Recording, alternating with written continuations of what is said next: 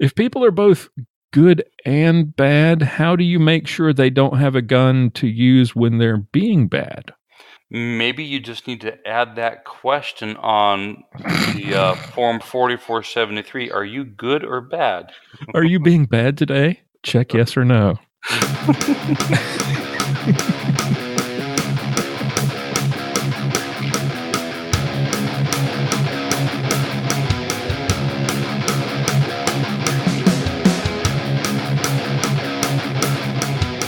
Bringing you law, gospel, and guns. Welcome to Armed Lutheran Radio.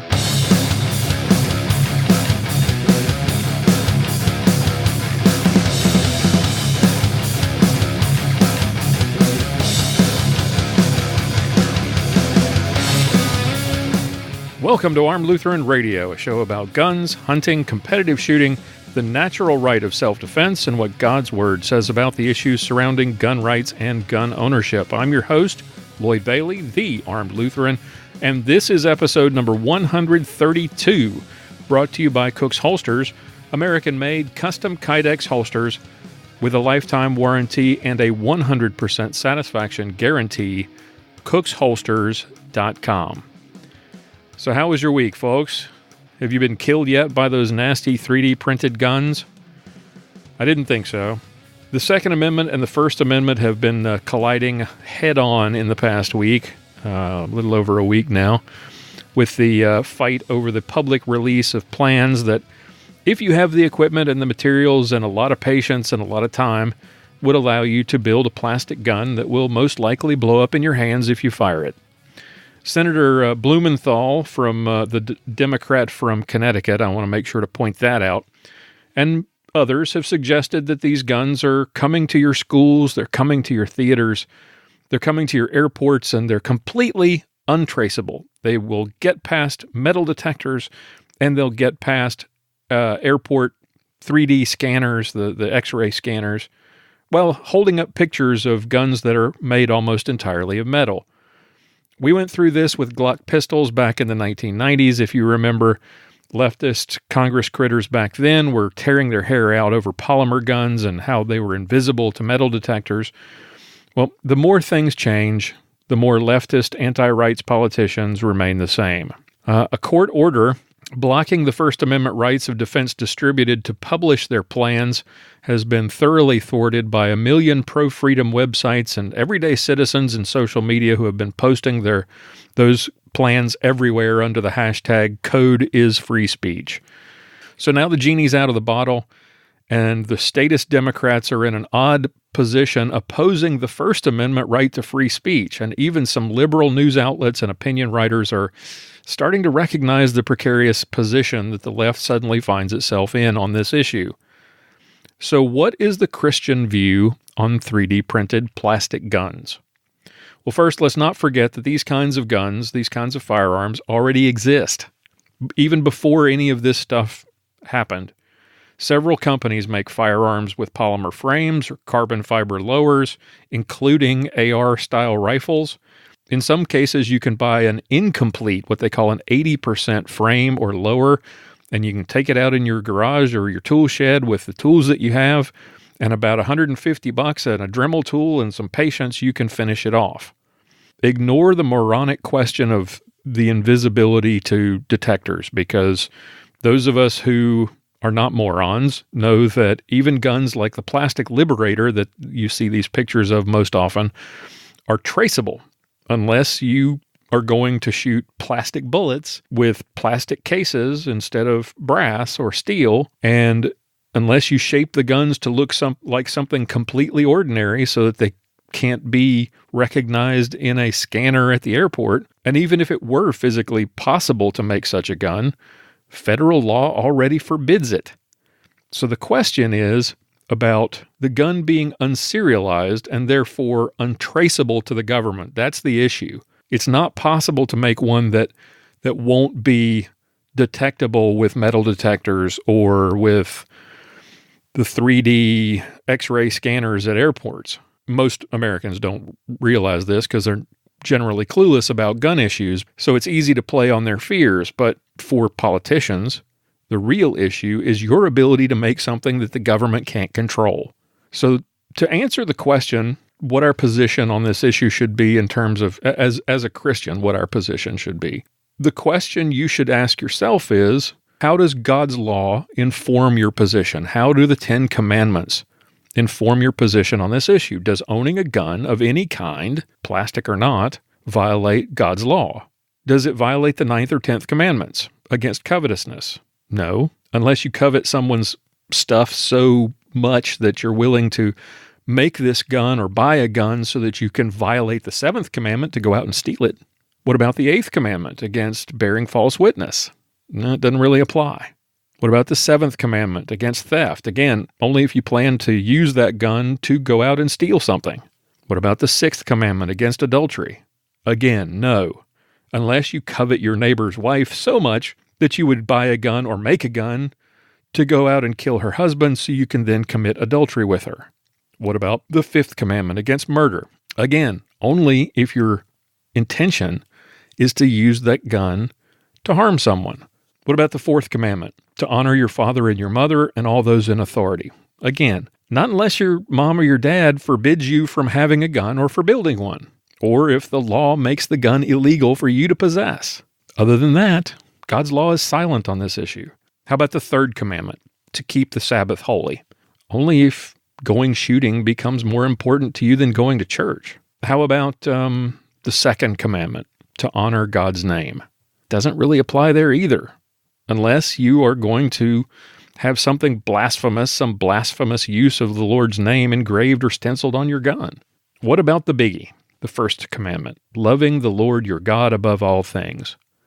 Well, ultimately, violation of the other commandments violates this one. If you love your gun so much that you would sooner renounce your faith in Christ than give up your gun, you've got a problem. Otherwise, you're good. So the gun isn't the problem. What about 3D guns? 3D gun plans. Does looking at a 3D gun plan or tinkering with building one as a project, a hobby in your garage, or building one because you want something that the government can't trace, does any of that violate God's law? Not in the least. Not unless the law forbids you to own those.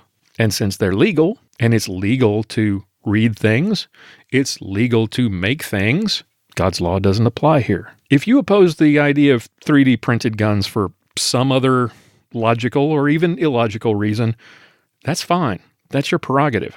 I personally don't care one way or another. But support for or opposition to 3D guns doesn't have any basis in Scripture.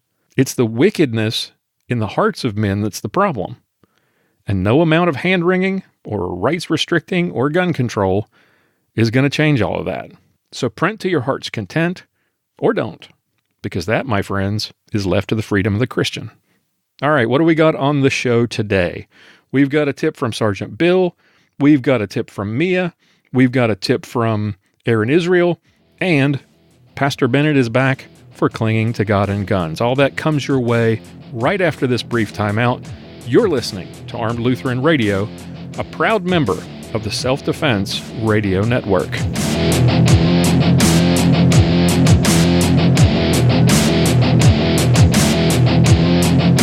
Do you want increased accuracy and reliability, reduced cleaning time? Well, check out modern Spartan systems. Different chemistry gives you different results. Go to armedlutheran.us/Spartan and order today and help support Armed Lutheran Radio. I want to take a minute here to thank our partner, the Armed Citizens Legal Defense Network. If you're involved in a situation where you have to use your firearm in self-defense, you very well may find yourself in a legal battle against overzealous prosecutors or the families of the criminal who you shot or threatened, who are looking to deprive you of your freedom or your hard-earned savings. You may find yourself charged with a crime or facing a civil lawsuit even if you did nothing wrong. That's where Armed Citizens Legal Defense Network comes in. For a small yearly fee, they will provide you with money for attorneys, money for bail, consultations, and access to experts like Marty Hayes and Masad Ayub. Don't face the fight alone. Visit Armed Citizens Network today. Use the promo code ARMEDLutheran 25. Save $25 off your first year's membership, or you can grab the coupon on my website, armedlutheran.us. Sign up today. They will send you lots of cool resources, 8 instructional DVDs, and a book by Masad Ayub that I cannot recommend highly enough. Don't wait until you need their help. Be prepared. Sign up today. Visit armedcitizensnetwork.org.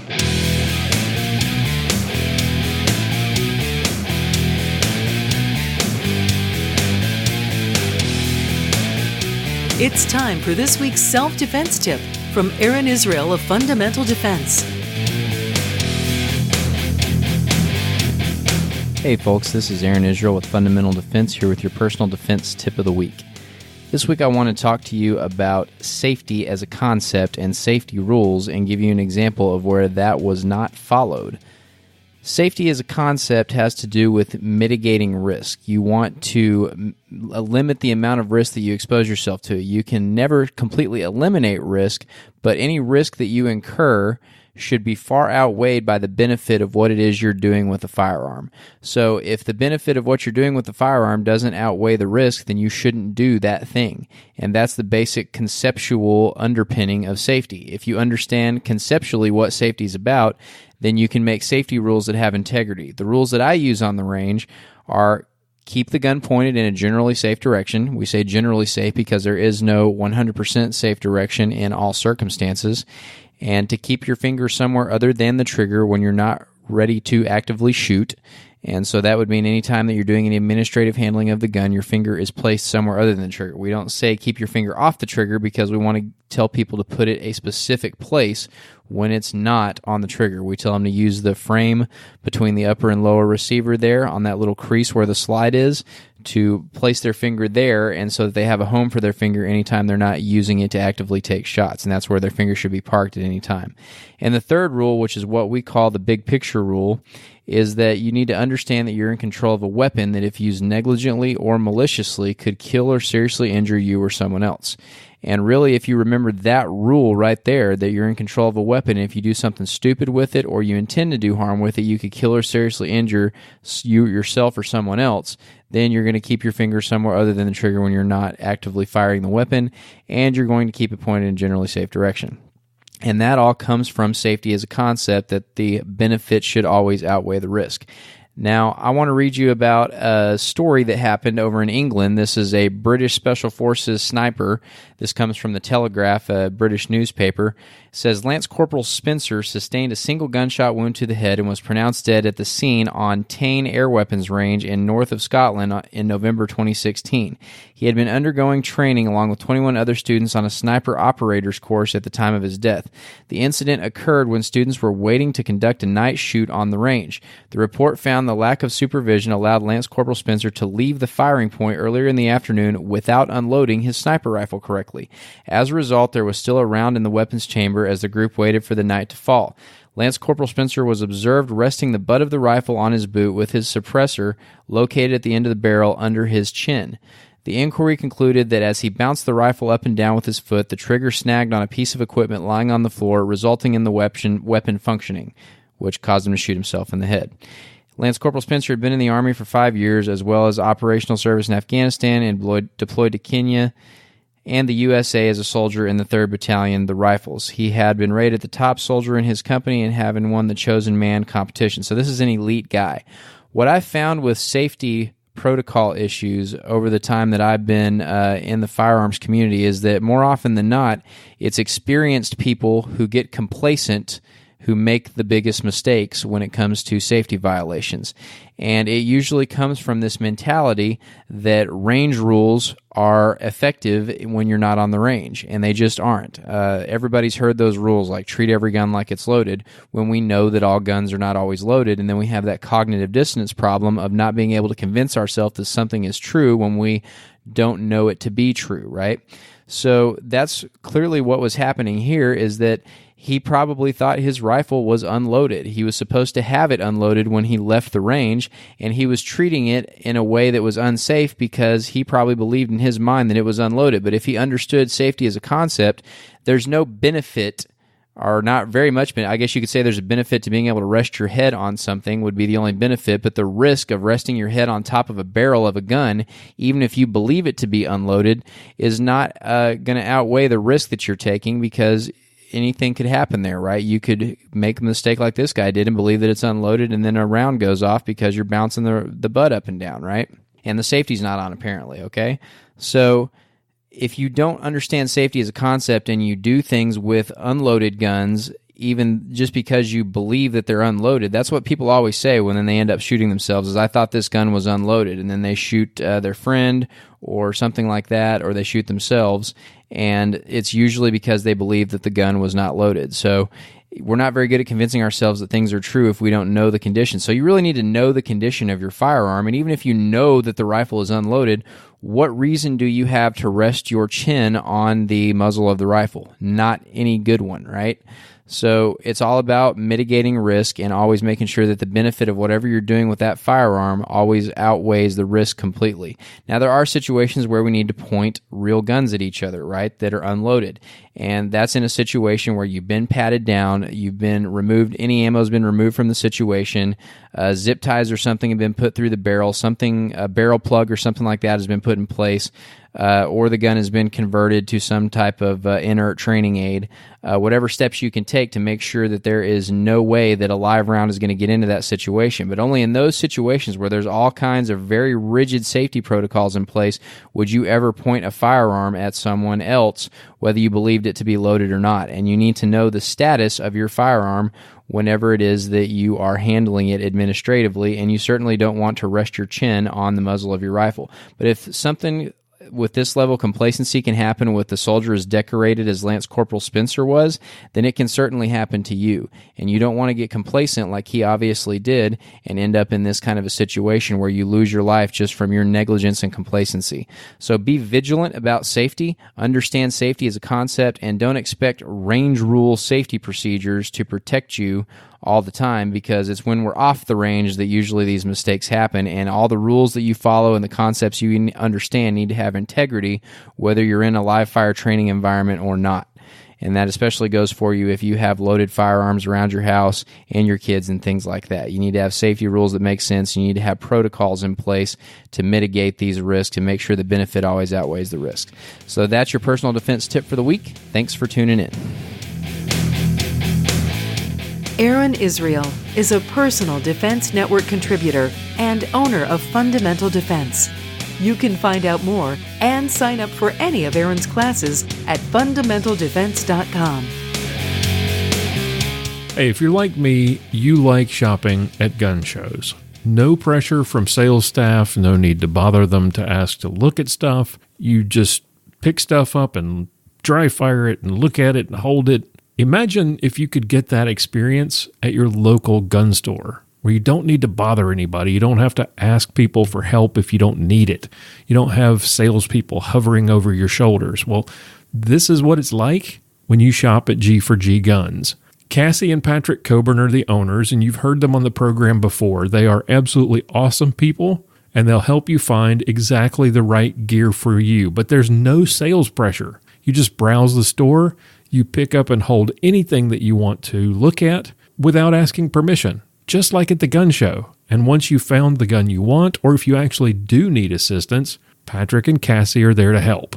It's the best of both worlds, gun shop and gun show, in one place. It really is the best. G4G Guns. They're located at 2035 Central Circle, Suite 108 in McKinney, Texas.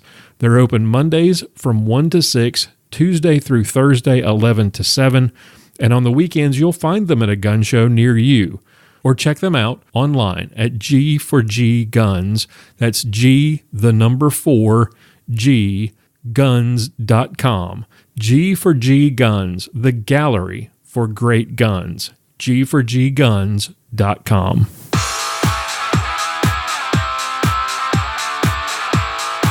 Up next, it's Mia's Motivations with Mia Anstein.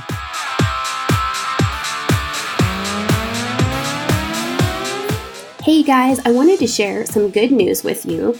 In past tips, I have shared information about how we can teach gun safety to children, including the young ones. And I mentioned NRA's Eddie Eagle Gun Safe program, and I wanted to tell you some good news that they have sent in this month's press release. NRA mentions that July of 2018 marks biggest month in Eddie Eagle Gun Safe program history. I think this is just fabulous news. This is great. We have a lot more people that are leaning in the direction of education rather than putting their heads in the sand and trying to act as though guns don't exist. In NRA's release, they indicate the NRA Eddie Eagle Gun Safe program has reached another milestone in its 30th anniversary year, as the program fulfilled more requests for Eddie Eagle program materials in the month of July 2018 than in any other month in the program's history. NRA provided more than 250,000 Eddie Eagle student workbooks throughout July, primarily to law enforcement agencies throughout the nation, many of whom will use the materials to teach firearm accident prevention during community events such as the National Night Out this summer. In the program's 3 decades of outreach, more than 30 million children across the United States have learned NRA's simple, effective firearms accident prevention principles. According to the Centers for Disease Control and Prevention, unintentional firearm fatalities among children of the Eddie Eagle Gun Safe program's targeted age group have declined almost 80% since the program's debut. Created in 1988 by NRA past president Marion P. Hammer, the Eddie Eagle Gun Safe program is an accident prevention program developed by a task force made up of educators, school administrators, curriculum specialists, urban housing safety officials, clinical psychologists, law enforcement officials, and NRA Association firearm safety experts. The program was founded with one mission: to teach children 4 simple, easy-to-remember steps so they know what to do if they ever come across a gun. Stop, don't touch, run away, tell a grown-up. Impacting approximately 1 million children a year, the Eddie Eagle Gun Safe program has been utilized by more than 28,000 schools, law enforcement agencies, and civic groups. The governors of 26 states have signed resolutions recommending that the program be used in their school systems, and the legislatures of 25 states passed resolutions recommending the use of the Eddie Eagle Gun Safe program.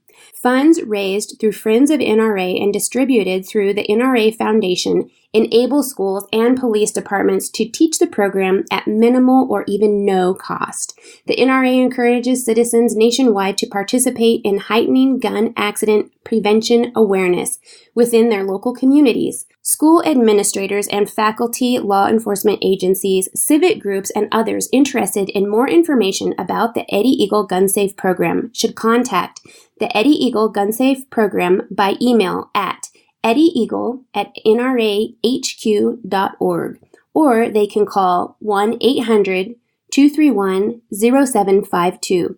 Parents can also visit Eddie Eagle at www.eddieeagle.com and begin learning today. I am so excited to bring you this news, and I do hope that you are utilizing the Eddie Eagle program to educate the youngsters in your life about how to be safe around firearms. After all, it's all about education. Have a great one, guys. Talk to you next week. You can read more from Mia and watch her YouTube videos at miaanstein.com. If you follow Mia on Facebook, you know that she loves her morning coffee. The official Dunkin' Donuts shop provides coffee lovers with everything they need, from K-Cup pods, original blend coffee, tea, drinkware, and more. Shop today at www.armedlutheran.us/coffee and help support Armed Lutheran Radio.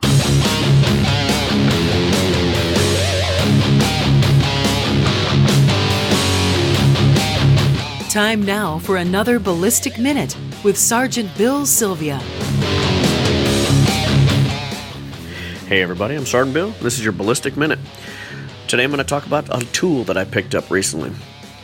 So I've got several different Glocks, and I recently bought a Gen 5 Glock 34 and wanted to put new sights on it.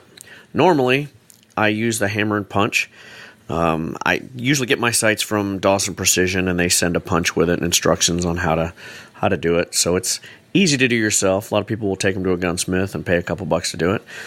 But since I have so many guns, and between me and my wife's guns, a lot of sights, have changed a lot of them, paid to do them, and done a hammer and punch on them.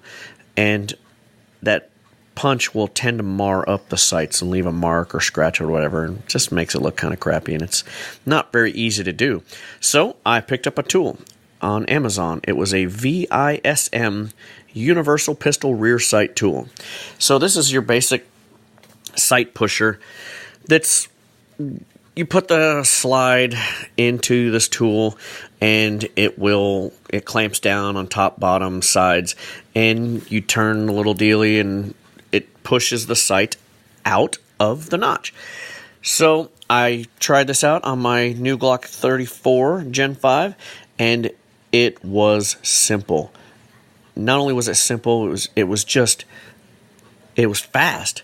So since then, I've used this tool to change out the sights on several other different guns, and because it is a universal sight tool for the rear sight, it's very easy. You can also use it on the front sight if it's a dovetailed front sight, not like Glocks that have they're a screwed-in sight. It makes changing out sights very simple, and it's easy to use. So I found this on Amazon. I got it for under $100. I remember putting it into my wish list and waiting for it to go on sale so that I could save a little bit more money. And like I said, I've used this on a Glock. I've used this on a SIG, a couple other different guns. It's fantastic. It's simple, cheap, and effective.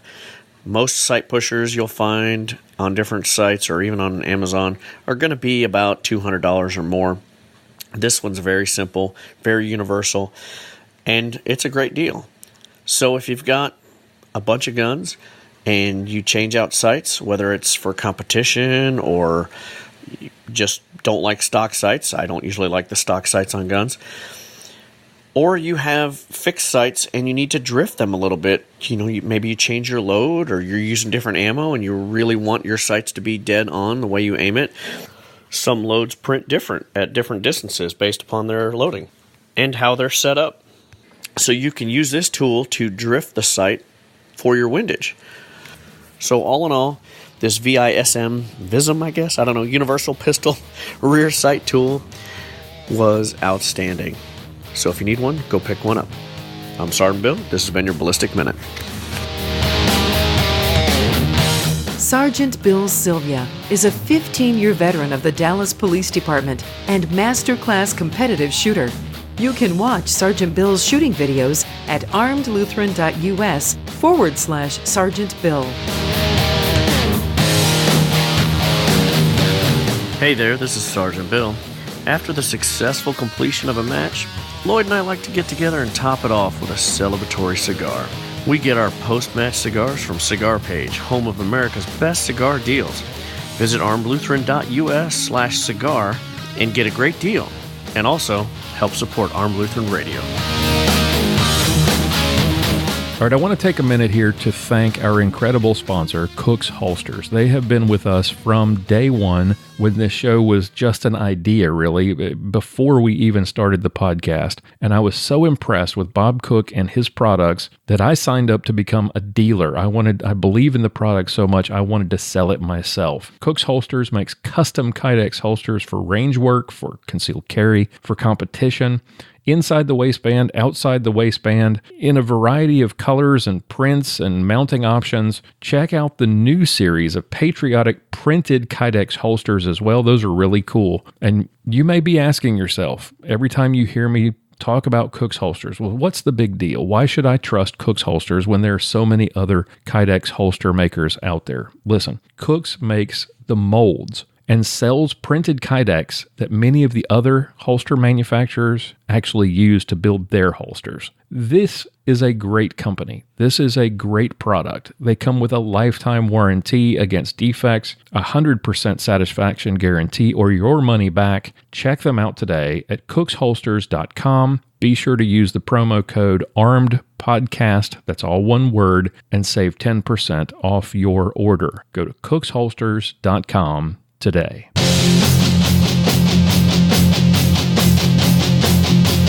Up next, we're clinging to God and Guns with Pastor John Bennett. Welcome back to Armed Lutheran Radio. Time now for Clinging to God and Guns with our good friend John Bennett, the pastor of St. John's Lutheran Church in Willow Creek, Minnesota. Pastor, welcome back. Thanks. I wasn't going to pass up another opportunity to discredit a liberal doofus. It's always a good time. Yes. Well, today we've got another one. Well, there's no shortage. You keep finding...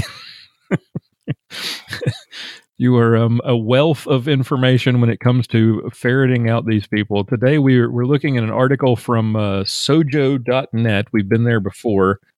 This one by the CEO of Sojourners, a man named Jim Wallace. This was entitled "The NRA's Dangerous Theology." He's Wallace is not only the CEO of Sojourners, but he's the author of several books, like On God's Side, What Religion Forgets and Politics Hasn't Learned About Serving the Common Good, which sounds like a fun page-turner. How would you describe Sojourners, Well, Pastor? I would say since he is the CEO, looking into him gives us a really good picture of what they're all about.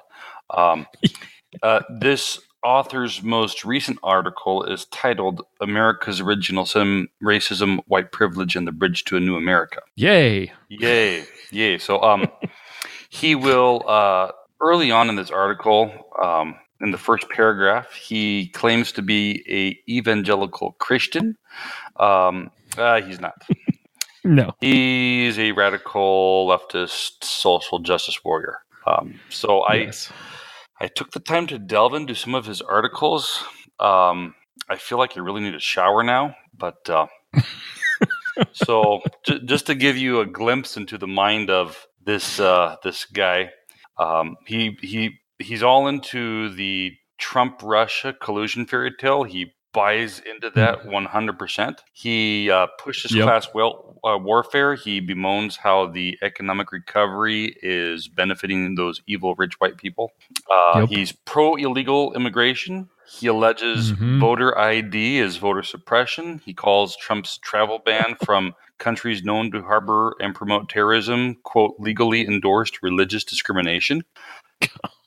He, in another article titled Forget Paris, he says, therefore, Donald Trump's decision to withdraw the United States from the agreement is a theological failure and an abdication of American leadership on perhaps the most important crisis facing the world today.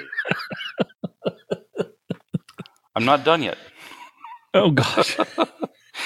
In another article titled White Evangelicals and the Election, he says, white evangelicals have been exposed as hypocrites for sacrificing their morals in this election at the altar of power. And during the 2016 presidential election, white evangelicals acted more white than evangelical. Oh, God, grief. He, in an article or a blog post titled Resistance and Healing, he writes, where must we start as Christians and faithful churches after such a devastating election that brings the most dangerous man to the White House that we have seen in our lifetimes? To repent, white Christians will need to replace white identity politics with faith identity politics. Good grief. So I shared a few of them with you where he talks about how we need to let these kids, aka the survivors, quote unquote survivors of Parkland, be the leaders that our country needs and so forth. So there you go. That's who we're dealing with. Oh, yeah. He's stretching the term evangelical Christian quite a bit by describing himself as such. He's stretching the term Christian quite a bit. Yeah, good point. So this one was written in the wake of the Newtown shooting. It's in direct response to Wayne LaPierre's famous good guy with a gun speech. It's part of a series at sojo.net that called End the Violence, which resulted in just an absolute swarm of articles in January, February, March, and a couple in April of 2013. But then the whole thing just lost steam, and when the country failed to buy into their nonsense, they just stopped writing articles and tagging them as End the Violence. Despite other shootings since Newtown, in the face of growing support for gun rights, I guess, they just moved on to other stuff like the things you mentioned, open borders and God being transgender and social justice and that sort of stuff. Yes. So here's how Mr. Wallace's article starts out. Tuesday was the 84th birthday of Reverend Dr. Martin Luther King Jr. I don't know about you, but I miss his words, so I offer a few. King said, quote, people often hate each other because they fear each other. They fear each other because they don't know each other. They don't know each other because they cannot communicate. They cannot communicate because they are separated, end quote. I would add to his words, and in that separation, they seek guns. As an evangelical Christian, I'm going to make this theological. No, he's not actually, but... Replace theological with political, and you'd be right on track. And I don't think, well, I shouldn't say I don't think, I know for darn sure Dr. Martin Luther King Jr. wouldn't have added the words, and in that separation, they seek guns. And what's really ironic about him quoting that is this is an accurate description of how the anti-gun left, especially anti-gun Christians, treat the pro-gun community. Mm-hmm. Yeah, I was just going to say, and it's also strange that, you know, we're talking about Newtown, or that's what drove this article. The idea that we can communicate with, or that we can get to know and talk to and communicate with people who are trying to kill us is fine. It's absolute lunacy. The idea that okay, this kid who comes into the school starts shooting everyone, we can just communicate. If we had just communicated with him better, he wouldn't have done that. Yeah. While he was sitting in his basement playing video games, we wouldn't have needed to dreaming about racking up body counts. We wouldn't have needed to fear him if we had just known him. That's right. Which, if you talk to the people that knew the lunatic at Parkland, Florida, people were afraid of him because they knew him. Yep. Well, that's not a good Christian response, to be afraid of people. So back to the article. Wayne LaPierre, Executive Vice President of the National Rifle Association, said this as his response to the massacre of children at Sandy Hook Elementary in Newtown, Connecticut. Quote, the only thing that stops a bad guy with a gun is a good guy with a gun, end quote. That statement is at the heart of the problem of gun violence in America today, not just because it's factually flawed, which of course it is, but also because it's morally mistaken, theologically dangerous, and religiously repugnant. I missed the part where that statement by Wayne LaPierre has any theological significance whatsoever. Well, as a good Christian, you can't agree with that sentiment that we can stop bad guys with guns, because we're supposed to communicate with them, don't you know? I mean, you know how we feel about this whole good guy with a gun argument. I think it's kind of played itself out, and I think it's the wrong way to look at it, because obviously the only way to stop a bad guy with a gun is not a good guy with a gun. It's a good guy with the willingness to fight back. A gun just helps if you have one, makes it a little easier.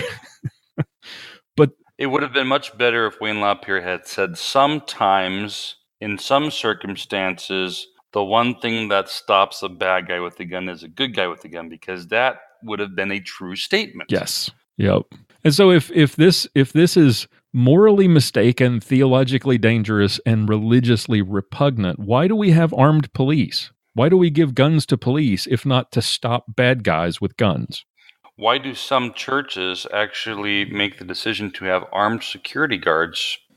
That's religiously repugnant, and you know it. Yeah, shame on me for suggesting such a thing. That we should try to protect people. I mean, come on, we should be communicating with those who are disaffected and separated from us. All right, so back to the article. The world is not full of good and bad people. Now, here's where it gets theologically really, really bad. That is not what our scriptures teach us. We are, as human beings, both good and bad. This is not... Yeah. Ecclesiastes 7 verse 20, for there is not a just man on earth who does good and does not sin. if he had any knowledge of the scriptures, he would understand that man is by nature wicked, but it is only through the indwelling of the Holy Spirit that one then does good. Right. Yeah, we talk about this all the time. This is the big disconnect, I think, with when you talk about progressive Christianity. You talk about, or quote unquote progressive Christianity, the lack of understanding or the refusal to accept the idea of original sin. Right. And so if you don't accept that, then it's easy to blame tools, because it's got to be some other thing that causes the evil. I blame tools like this guy for pretending to be a Christian.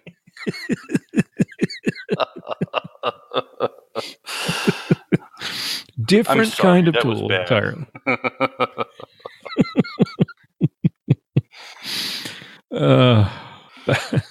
Back to Mr. Wallace. This is not only true of humanity as a whole, the idea that we're both good and bad, but we as individuals have both good and bad in us. When we are bad or isolated or angry or furious or vengeful or politically agitated or confused or lost or deranged or unhinged, wow, he's describing the entire Democrat Party.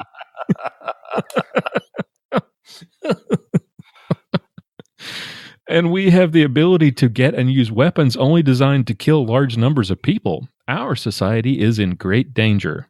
I have no words. I don't know where... He's so clueless that he doesn't even realize he's described... Well, and this was before Trump, but he's described people like himself who are so obsessed with Trump now. Right. Many of whom have called upon others to take upon themselves acts of violence against conservatives. So maybe he's right. Maybe what he's saying here is that Democrats shouldn't have guns. Hey, works for me. Well, as that old saying goes, that liberalism is a mental disorder, and we don't want the mentally ill having firearms. So, good point. To send the entire every registered Democrat to the NICS system, one fell swoop. Works for me. As we have just seen again, when such destructive weapons are allowed to be used out of powerful emotion without restraint or rules, that is bad. Yeah, that is bad, but here's the problem. The bad guy at Newtown wasn't allowed to have a gun. Right. He killed his own mother. He could never have acquired the guns legally, so he had to steal them, and he was so evil that he killed his mom to do it. What restraint or rules are going to prevent that? Jeez. Well, we just need to ban guns that look scary, and then that kind of thing won't happen again. Yeah, so that mom doesn't have guns to steal. Yeah. In dangerous situations, we as parents cannot tell our children they are safe. We cannot because they are not. After Sandy Hook, many child psychologists were counseling parents like us, I have a 9-year-old and a 14-year-old, to hold and love our children, tell them they are safe. We can and did hold and love them, but we cannot tell them they are safe, not as long as such weapons are available to human beings when they are acting badly. I guess they've never heard of the black market. And what kind of parent doesn't reassure their kids that they're safe? I mean, this is like that insane mom from episode 113 that freaked out and let her fear drive her 5-year-old to tears. And I'm not buying this for a minute because, it's bad enough when kids wake you up in the middle of the night because they had a nightmare. So let's just do something to increase the number of nightmares that they're going to have. Just tell little Timmy, you've got to worry every day that someone's going to come in and kill you when you're in school because we just haven't banned quote unquote assault weapons. Right. There's no monsters in your under your bed, Timmy. They're in your school.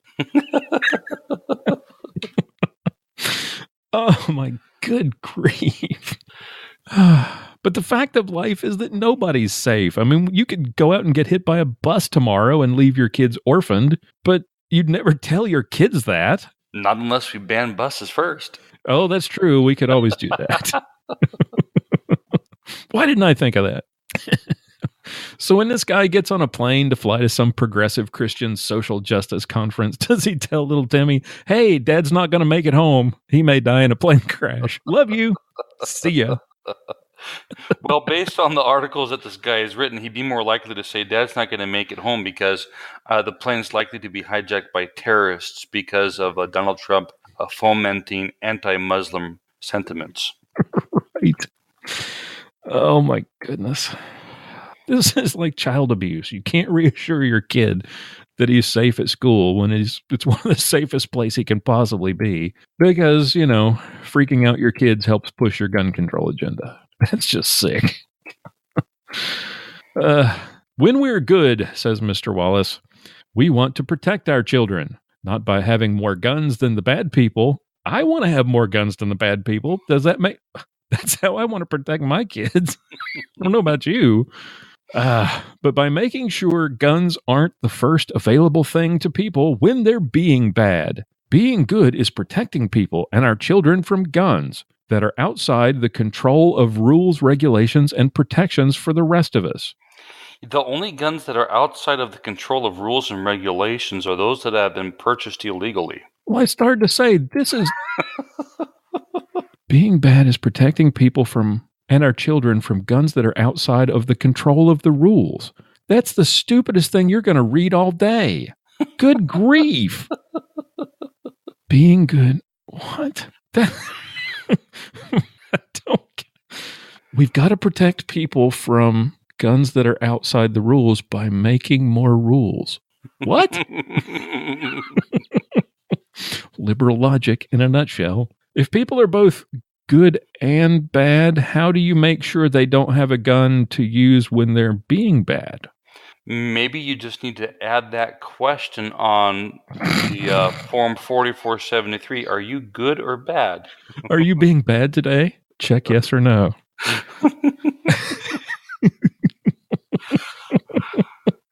Jeez.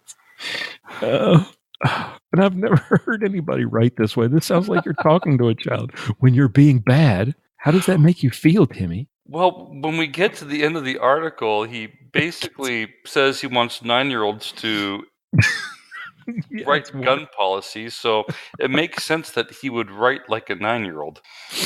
What if your 9-year-old is being bad that day?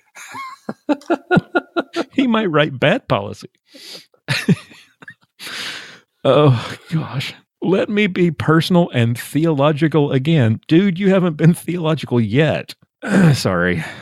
Let me be personal and theological again. This time with Reverend Phil Jackson, a young pastor from Chicago who I talked to earlier this week. I thought Phil Jackson was the coach of the Chicago Bulls, not a Chicago pastor.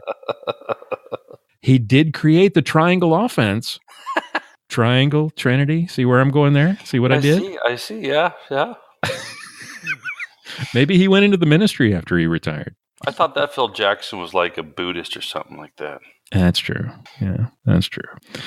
A young dynamic street pastor, he told me that Chicago had 2,400 shootings in 2012, 505 of them resulting in death. More than 100 of them were children from elementary to high school. Almost all of the murdered ones were people and children of color, African American and Latino.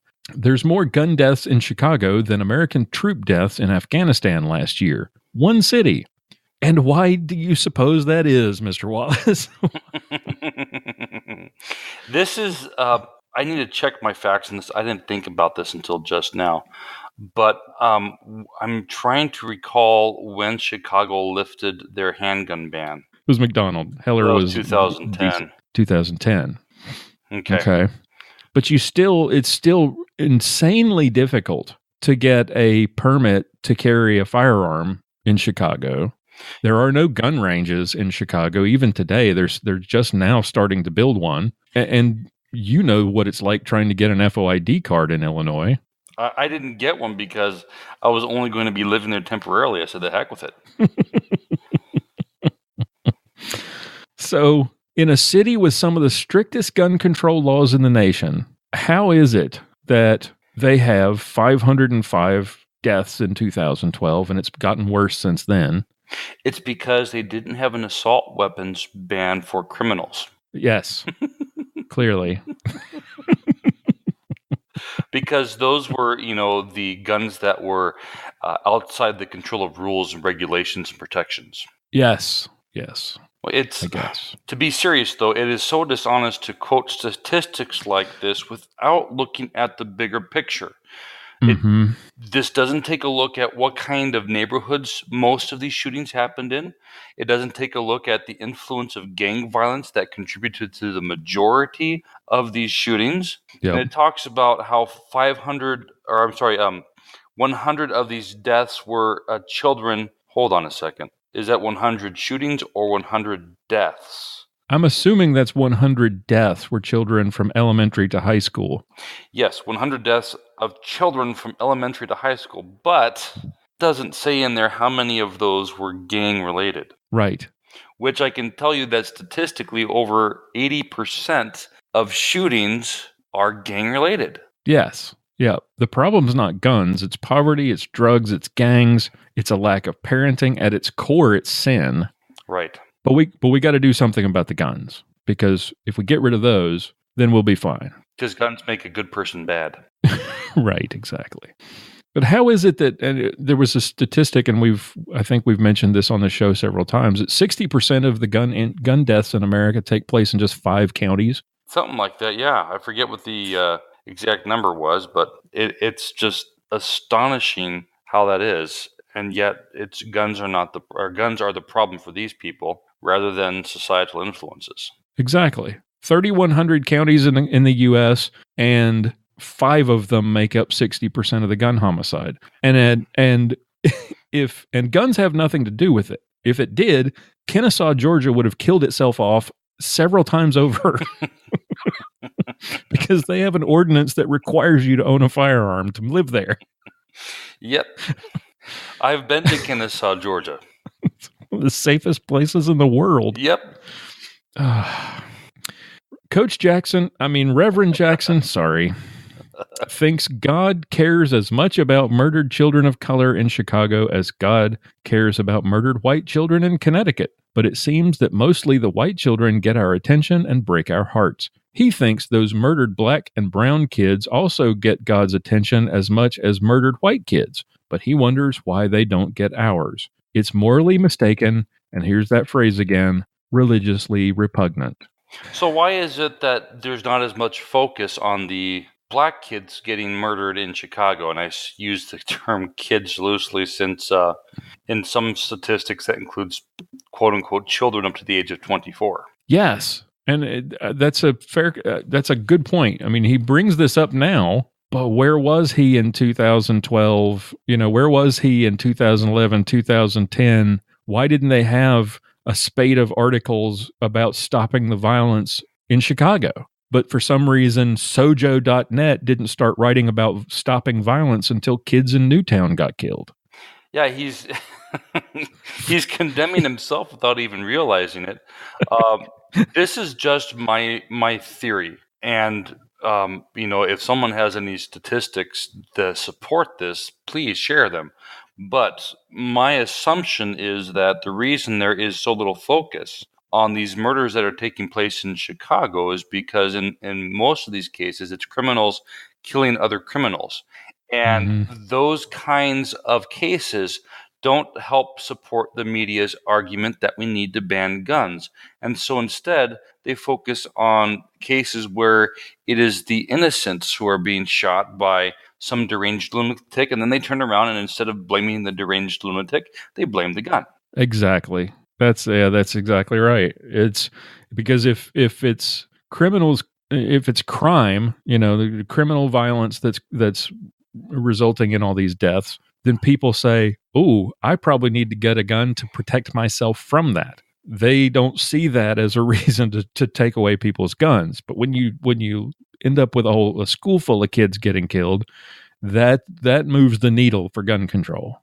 Well, it's like the quote unquote police brutality, that there are significantly more white people shot by police than black people, but you never hear about the unarmed white people that get shot. No. There was a college student, I don't remember where it was, it's been a while since I read the article, but a kid was drunk, stark naked, it was pretty darn clear, being stark naked, that he was not armed, and he was shot to death by a black police officer, and that police officer was cleared of all charges. But because it doesn't fit the narrative for we've got these evil white police officers who are gunning down innocent black people, that narrative that's pushed by the media and political activists on the left, you don't hear about those kinds of cases. Mm-hmm. Yeah, the political narrative is what drives for the social justice warrior. It's the political narrative that drives their concern about these events, not truly a true concern for people and their lives or their deaths. It's all about moving the ball in the political game. Yep. They take a look at these cases and they say, how can we use this to further push our agenda? Yeah. And if it doesn't further their agenda, they pay no attention to it. Exactly. Finally, what will make a difference this time? Our author asks. Only two things I can think of. First, is people of faith respond differently just because they are people of faith. That our faith overcomes our politics here, and that gun owners and gun advocates who are people of faith will act in this situation as people of faith distinctively and differently. I have no idea what that means. What a bunch of garbage. Yeah. What? It's just like he took a bunch of words and vomited them out on the page and called that literature. Can you imagine reading this guy's book if he writes like this? Good grief. Maybe his 9-year-old wrote that sentence. Yeah. People of faith act differently, and our faith overcomes politics, and we people of faith will act as people of faith distinctly and differently, and by distinctly and differently, I guess he means people of faith support gun control. Yeah. So this guy certainly isn't allowing his politics to dictate his faith. No. Clearly not. His faith is dictating his politics, of course. But faith overcomes our politics because we're people of faith and we do faithy things. So based on everything that I've read by this chucklehead, then the people who are truly people of faith will all become leftists just like him. If they're good people of faith and their faith overcomes their politics. So, we should see all these evangelicals that voted for Trump suddenly, voting for Mao Zedong in the next election, right? Ocasio-Cortez. 6 of one, half dozen of the other. So the second thing that will make a difference, according to our author, is that we act differently as parents. What has hit us so hard, what caused the president's tears and my own that day, was looking at all our own kids feeling their own fragility. Parents across the spectrum, gun owners or not, must demand a new national conversation of guns. They've been demanding a national conversation on guns, and the problem is they don't want to have a conversation. They just want to dictate the terms of our surrender. Yes, exactly. And how do you have conversation with people who are so manifestly and intentionally ignorant on the subject? And filled with irrational hatred and fear. Yes. You can't talk to people who don't see you as human. They actually don't think we're good people. They actually hate us. So how do you have conversations with them? When you have that crypt keeper look-alike Senator Blumenthal standing up there telling people that a 3D printed gun is going to be completely untraceable to metal detectors, and politicians are talking about fully semi-automatic guns and high-capacity magazine cartridges. How do you have conversations with those people? Maybe if they're in straitjackets, you can.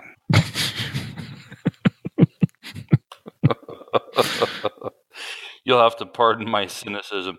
But, it's just to remind everyone of where these kinds of people are coming from, that earlier in this disgusting article, he talks about these weapons that are, quote unquote, only designed to kill large numbers of people. Mm-hmm. And that's how they characterize us for owning such weapons. And they're not talking just about, quote unquote, assault weapons, but they're talking about everything that would have been included in the assault weapons ban, or everything that would have been included in that proposal that was being pushed by those leftists in Oregon, that in essence if you own anything beyond, a single shot rifle, they think that you are a psychopath. Yeah, you remember when we were talking about the guys in Oregon, and they said, what was it? The pastor said something about responsible gun owners, and he alluded to only the responsible gun owners were those hunters out there with grandpa's, bolt action rifle, but people who have these AR-15s, they're not responsible.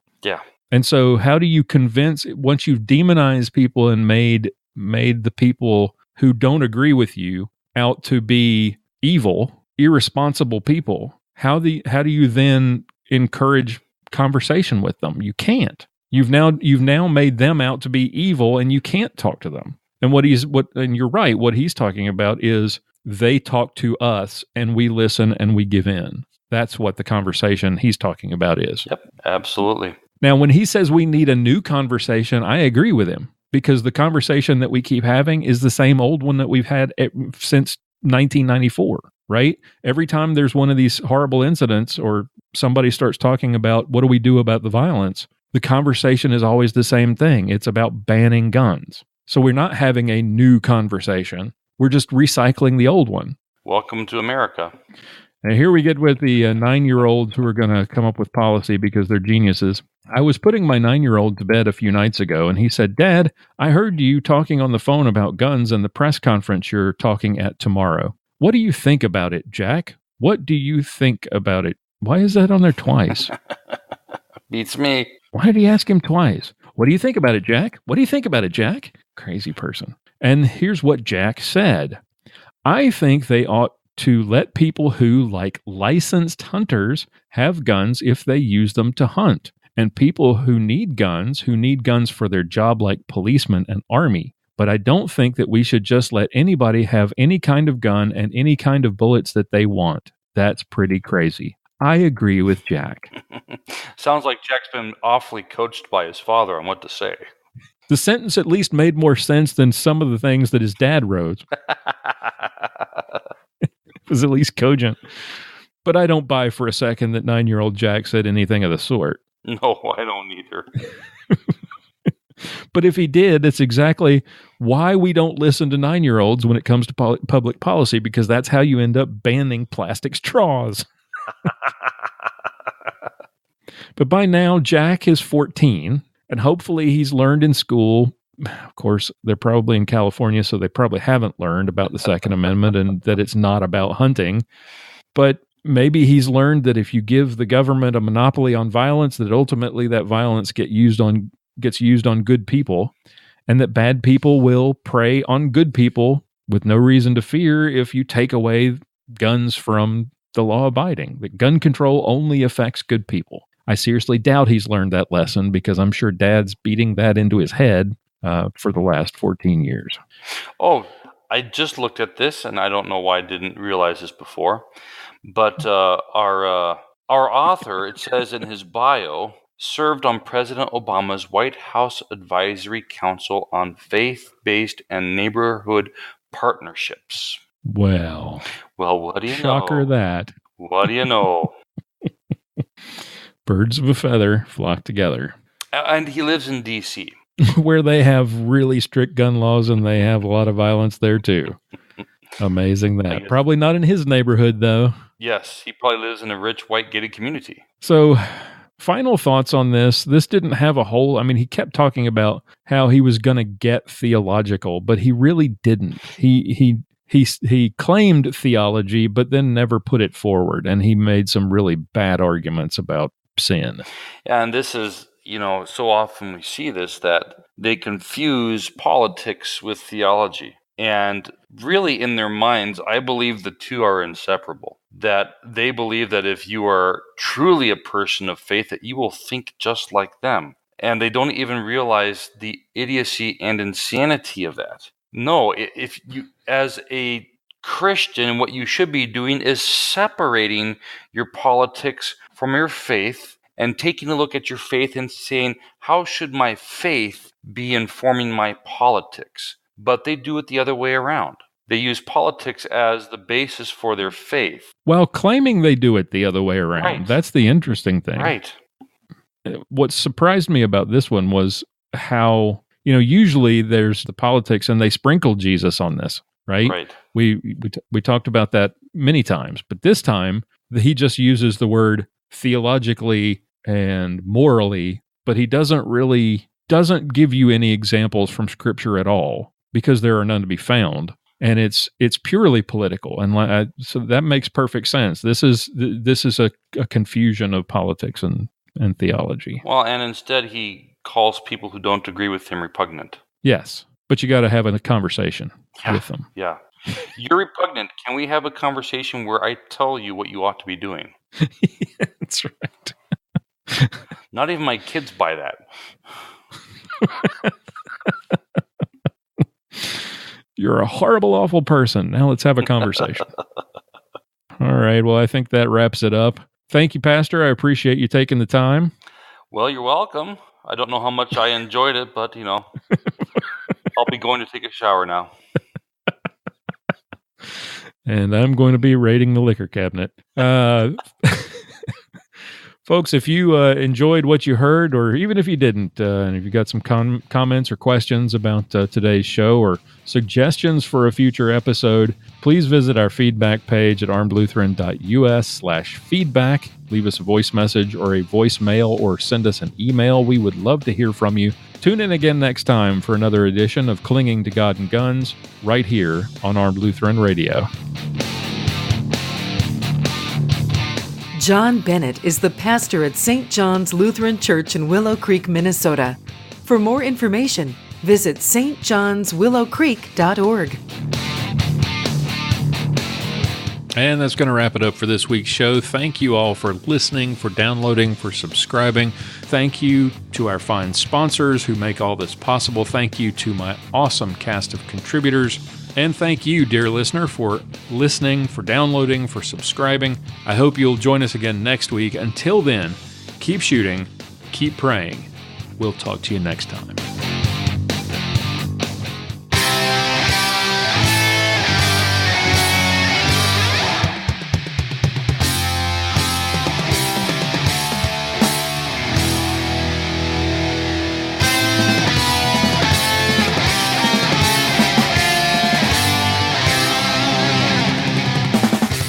Thank you for listening to this episode of Armed Lutheran Radio.